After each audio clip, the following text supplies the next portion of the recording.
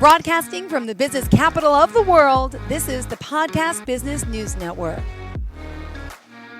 And we are joined live here once again by Carolyn C.J. Jones. How are you, darling?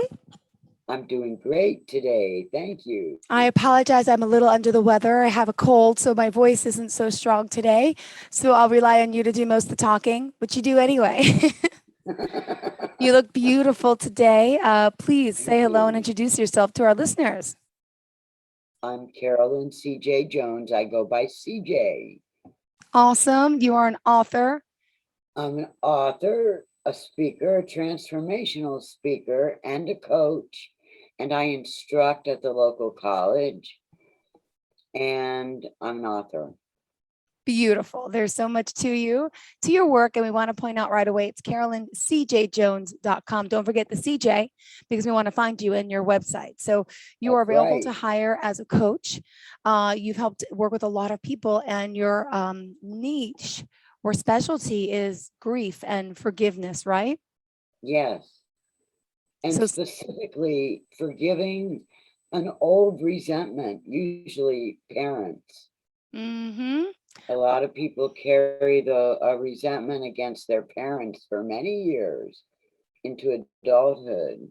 So I specialize in those, but I do any type of resentment. Good. Well, you've helped so many people worldwide, and then you became an author too. So what was the order of your life? You became a grief coach first, author first. How did it all pan out? I used to be a nurse for 27 years. And at the same time I was a nurse, I was in an alcoholic marriage. I left the marriage. The relationship with the man I left the marriage for didn't like me like I thought he did.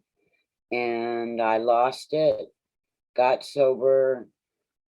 And 4 years into sobriety, I discovered a way to forgive my past because I had held a resentment against my upbringing for 30 years. And I found a way to let that go. Then at 7 years sober, I learned the true meaning of gratitude and how to use it every day in my life, every minute. And these two together just changed my life. So I traveled in a van that I gutted and rebuilt in Cherrywood. I traveled in my van with my 20-year-old cat, Maynard. We went traveling for 3 years around the Southwest and Baja. Those were quite some days, I'll tell you what. Well, then I settled down and I decided I had photographed these wrought iron gates. Here's one of them. I had photographed these wrought iron gates and had a whole bunch of them. And so I was I was trying to sell them. So I became a photographer, Carolyn Jones Photographs. That didn't go anywhere. So then I wrote this book. It's photographs of wrought iron gates and verses that go with it. And I called myself Carolyn Jones. No, what did I call myself? Gate Lady Publishing. Gate Lady Publishing. That didn't go anywhere. And in 2012, I was at a big event, a 2-day event called Rejuvenate Your Practice. I had seen it promoted and I thought, man, my practice isn't going anywhere. I could sure use to get some rejuvenation. So I went. It was in that event that I realized it didn't have to do with my current occupation. It had to do with coaches and speakers and healers. And I stopped and thought and realized I have a message about forgiveness. I can share with people how I found it, and then maybe that will help them to find it. So I started taking courses in speaking, and I became certified as a coach. And I put into place CJ Jones Speaking and Coaching. Wow. And here we are. Fantastic. I didn't know the whole backstory with the cat, with the whole CJ publishing, and here you are today. So you're helping Yeah, people with a lot, and you had some great success stories of people that you helped. You shared some with us in the past. Is there any new ones that you want to share with us? sure. There's a woman, we'll call her Sally. Sally has a mate, and they've been living together as romantically. Well, Sally wanted to end it, and she asked him to move out, but he couldn't afford it and couldn't find a place. So they were living in the same house as roommates. That was very difficult for Sally, and she was very resentful that he wasn't moving out. And she had great guilt over breaking up the relationship. She and I worked together and worked on her expectations, her how she was going to view the situation, and worked on the guilt that she had over her leaving the relationship. We did some grief work, because even when we're the one to leave a relationship or to leave a job, we still have grieving to do because we've just lost something of importance to us, even though we initiated it. Mm-hmm. Well, after our work together, we did a lot more than that, but after our work together, she was able to sit down with her former boyfriend and have a discussion about how it wasn't working for her and why. And they decided to get back together again, and they're doing great. So they're back together romantically. And one of the big things that I helped Sally with was her expectations that she was placing on her boyfriend, because an expectation is a resentment waiting to happen. Yep. And now, how is she? She's doing well. It's Wow. going nicely. Mm-hmm. Now, do you still work with these clients, or once they're healed and done, or is it ever done? Pretty I much, mean, pretty much. I'm actually negligent. I need to be following up with some of these people and find out how they're doing and make sure that they're still in a mode of peace. well, the type of work you do has to be very rewarding. You know, when you're helping others like yourself going through so much. Has there ever been times where it doesn't work? Do people get stuck? Is there any way, I mean, it's hard, right, to overcome. Do you have any stories where it just took a little extra to help someone, you know? A couple people didn't make it to forgiveness, Okay. but they made it to gratitude, Okay. and they understood What willingness. what is the yippee method? Could you explain that? Pardon Bless me. you. The Yippie method of healing is a 6-stage process that I designed based on my own recovery from my resentment.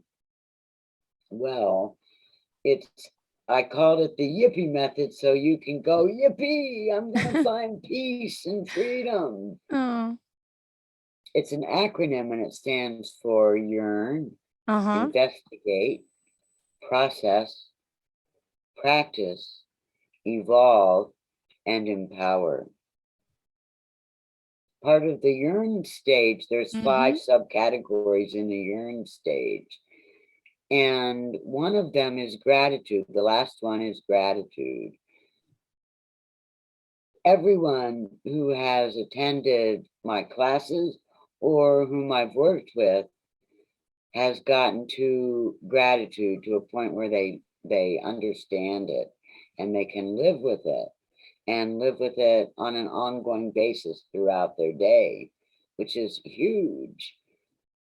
And gratitude forces forgiveness. So I'm not too concerned that those people didn't get to forgiveness the way I got to forgiveness, using compassion.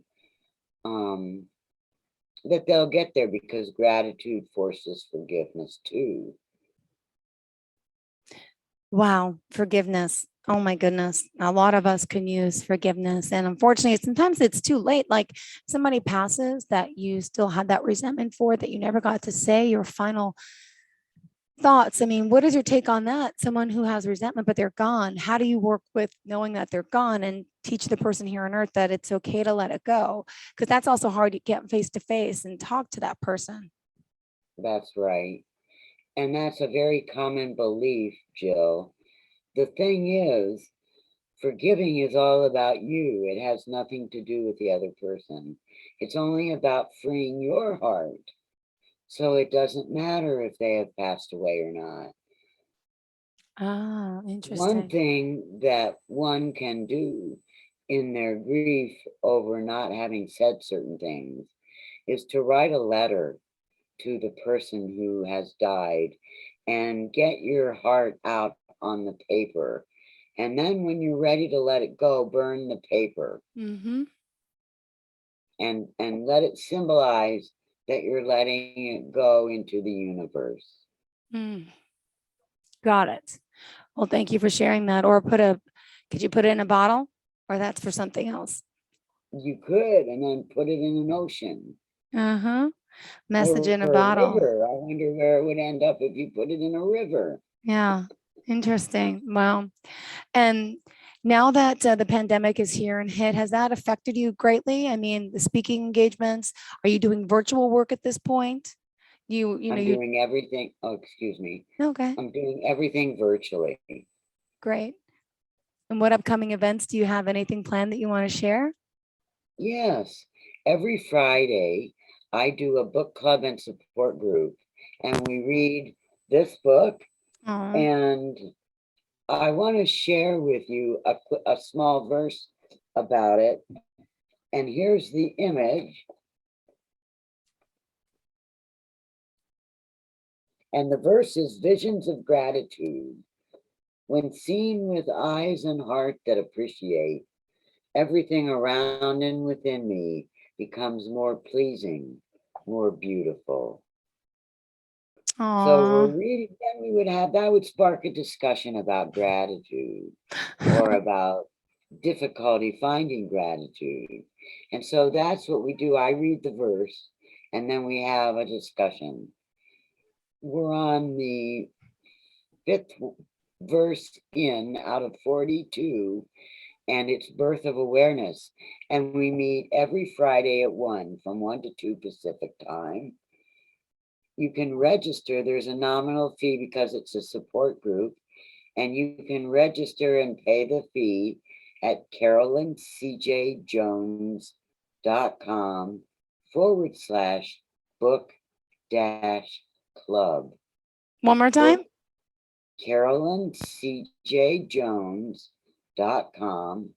carolyncjjones.com/book dash club. Perfect. Thank you. Thank you. And also on Facebook as well, you're under Carolyn C.J. Jones. Are you still doing the Facebook Lives with that woman that you were doing? It's Was that? interesting you said that. I'm trying to do it. They changed something and I can't find out where they put lives. Ah, And I tried the reel this morning, but I didn't have any sound. It recorded me,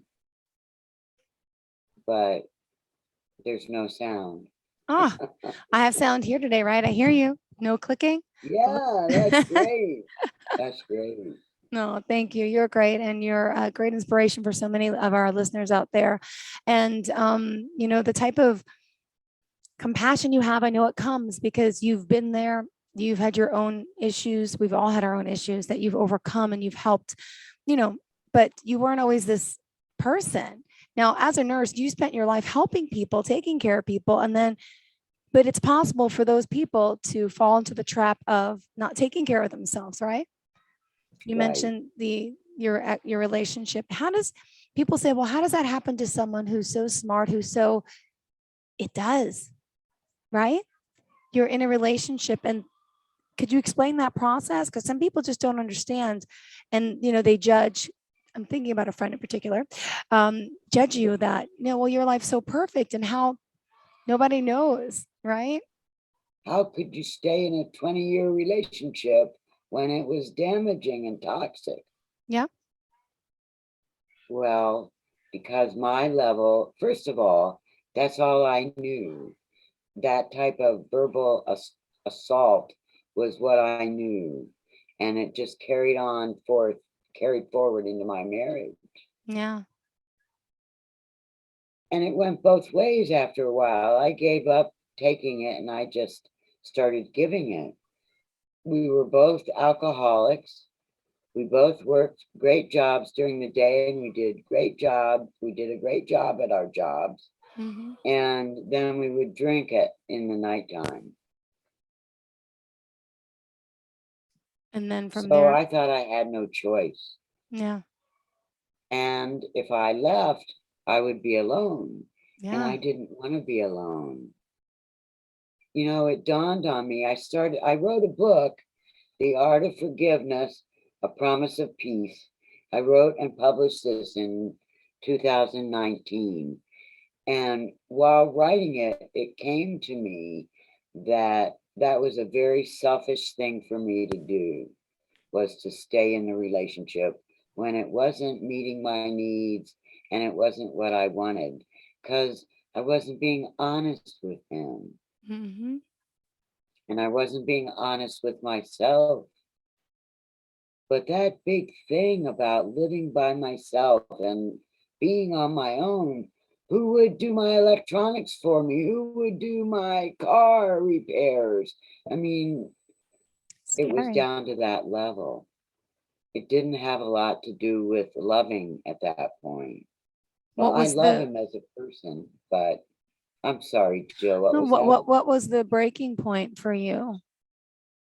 We had moved from Colorado to Sausalito, California, to live aboard a big sailboat and go cruising one day. So we bought one, fixed her up, a 45-footer, and in the process of fixing her up, and I was working as a nurse from my home. So the V berth, the front berth of the sailboat, was my office. So I was out and about on the docks quite a bit during the days. I met a dock mate. I fell in love with him. I thought he loved me too. So I left my marriage to make myself available to him. And he didn't care for me. That's when I lost it and got myself down so low. I knew if I continued drinking, I was killing myself. I knew I would die. So I prayed to something I didn't even believe in, asking for help because I couldn't do this anymore. Well, Spirit guided me to get sober, which I did. And I have to tell you about gratitude and the power of gratitude, because when I discovered gratitude 7 years sober, I got grateful for the unrequited love situation that had just shattered my soul, shattered it. And the reason I was grateful for that experience and still am is because it pried me out of a dysfunctional alcoholic marriage. It got me sober. It led me to forgive my upbringing. It led me to the forgiveness work I do today. And it allowed me to write my forgiveness book. Those are all the things I can be grateful for because of that debacle.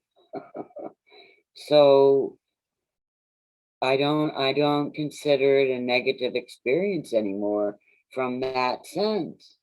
And that's the sense that I look at it from. So it remains a source of gratitude. Wow.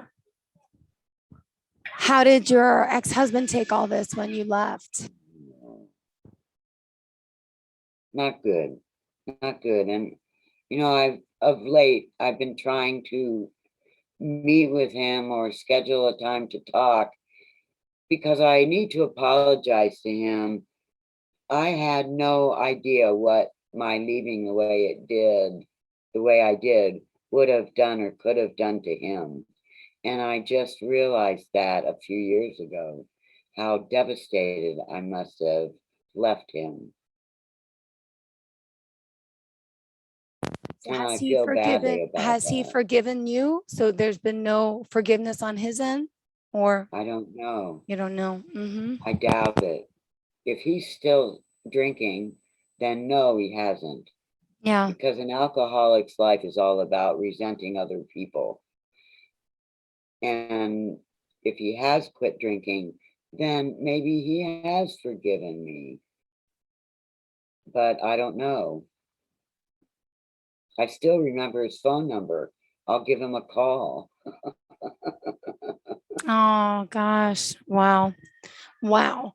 But how many years has it been now? 21 years. Wow. And you know where he is, or you don't know, or you, I knew where he was a couple years ago, and I assume he's still there. oh wow. So part of you does want to make that mend with him still? Or Yes, yeah. yes. I didn't have enough maturity at the time. I didn't know any other way to do it. And so I want to talk to him about that. Oh, that'd be beautiful. Hope you can share the experience with us one day when it happens, because it will happen, right? If it's meant to be, it's meant to be. And Right, yeah, right. Now I've it, made it public. yeah, yes, you have. Thank you. Does he know you're an author? Does he know what you're doing? Does he know anything about how you've recovered and have done so No, not well? really. Not No. really. He saw my van before I set out on my road trip and was impressed with my woodworking abilities. What woodworking When abilities? I didn't know you had when woodwork. I gutted a full-size Dodge van Oh, wow. and replaced it in cherry wood. So I built the walls, a little bookcase on the top of those walls, and put in paneling for the actual vehicle walls. Oh, wow. It's hard to describe. Next time I'll have my picture with me. It's in the other room and I'll show it to you. Perfect. Thank you. I'd love to see it. Wow. Yeah, I Oh, love showing it off. as you should. Yeah. I didn't know. So you're handy too. Yeah, I spent my whole adult life doing house and car and boat renovations. I didn't know you personally hands on did that. Wow. I'm impressed. Yeah. In Colorado, Rich and I hung out with people that did the same thing. So So we you're, were always comparing uh, processes and tricks to use and knowledge about one thing or the other. oh my gosh. Beautiful. Wow. You learn something new each and every time. So we still have 5 minutes left. I want to make sure, we're covering everything. What else do you want your audience to know about you, your work, and, why you're here to help them? Why I'm here to help you. Why I'm here to help you is because when I help you, so this is the selfish part. When I help you, it makes my heart soar because I know that your soul has been set free. And these are tears of joy because I spent so long being utterly miserable. I thought I was having a great time, but I would just get drunk and then I thought I was having a fine time. And after the unrequited love situation happened, and after I got sober, I began to realize it took many years in sobriety actually to realize how unhappy I had been. And so that's why I share, because I've been through this certain process. And what I've become and gotten to is someone who lives in gratitude and positivity. And I'm at peace, free from resentment. that I carried for 30 years. And I know how to do that. And I can help people do that too. I can help you do that if you're interested. And that's why I do what I do. Oh, Because it feels so good. well, it's beautiful, the work you do. Let's remind everyone to CarolynCJJones.com. Her books, The Art of Forgiveness, and what's the other one called again? Opening the Gates of the Heart. Beautiful. We found out today They're she's on my also, website. yep, on the website and on Amazon. Yes. And I found out the talented Carolyn C.J. Jones also is a woodworker. I'll Wow. show you next week. Please do so, really. And in closing today, any quote or anything you want to leave for our listeners? I want to bring up hope again. Have hope. Mhm. And hope is an acronym. It stands for two things. Hold on. Pain ends. And it does. It does. And the second thing it means is hold on. Possibilities emerge. Yeah, And they do. They beautiful. do.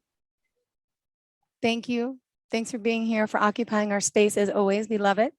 And we'll Thank look forward to you. seeing you next week. How's your wrist, by the way? Are you all healed? It's good. I'm all healed, really. Good. You doing any physical therapy or?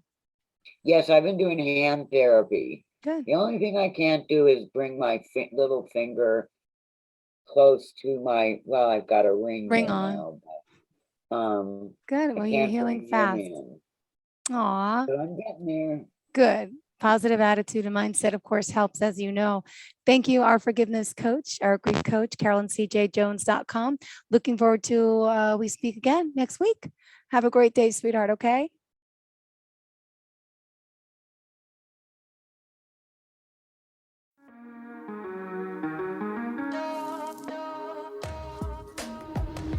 Broadcasting from the business capital of the world, this is the Podcast Business News Network.